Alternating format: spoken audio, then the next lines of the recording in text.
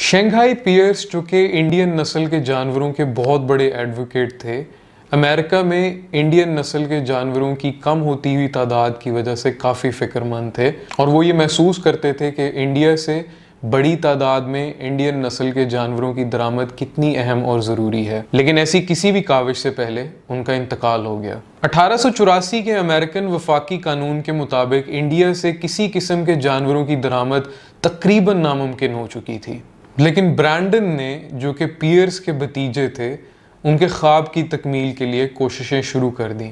اس مقصد کے لیے 1904 میں برینڈن واشنگٹن گئے اور ایگریکلچر ڈپارٹمنٹ کے چیف A.D.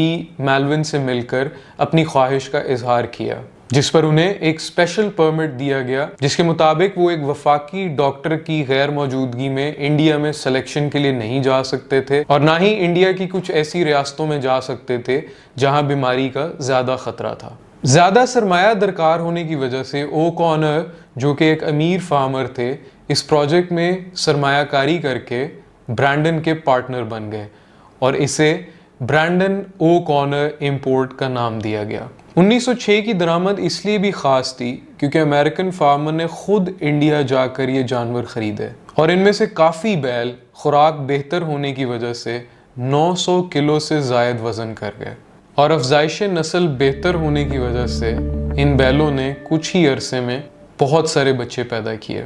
کہتے ہیں کہ برینڈن اور او کانر کی 1906 کی درآمد امریکن برہمن کے ارتقاء میں ایک اہم موڑ تھا۔ 1924 امریکہ میں دیسی نسل کے جانوروں کی درآمد کا آخری اور اہم سال تھا۔ کل 90 بیل برازیل سے ویا میکسیکو امریکہ پہنچے، اور اسی سال امریکن برہمن بریڈر ایسوسی ایشن کا قیام عمل میں آیا۔